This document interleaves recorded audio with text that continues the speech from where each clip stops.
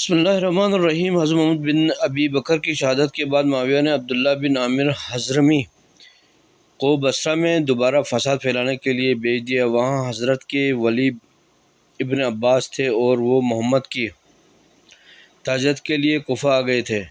زیاد بن عبیدان کے نائب تھے۔ انہوں نے حضرت کو اطلاع دی۔ آپ نے بصرہ کے بنی تمیم کا عثمان رجحان دیکھ کر کوفے کے بنی تمیم کو مقابلہ پر بھیجنا چاہا، لیکن ان لوگوں نے برادری سے جنگ کرنے سے انکار کر دیا۔ تو حضرت نے حضرت علیہ السلام نے اپنے دور قدیم کا حوالہ دیا کہ اگر لوگ رسول صلی اللہ علیہ وسلم کے ساتھ ہم لوگ بھی قبائلی تعصب کا شکار ہو گئے ہوتے تو آج اسلام کا نام و نشان بھی نہ ہوتا۔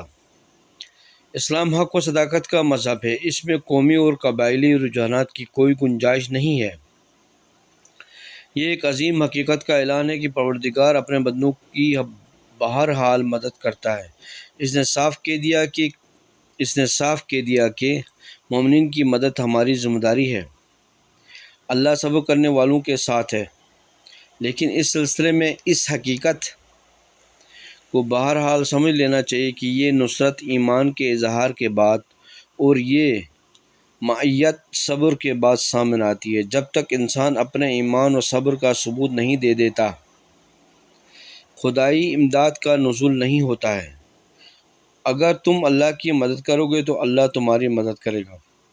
نصرت الہی تحفہ نہیں ہے، مجاہدت کا انعام ہے۔ پہلے مجاہدہ نفس، اس کے بعد انعام۔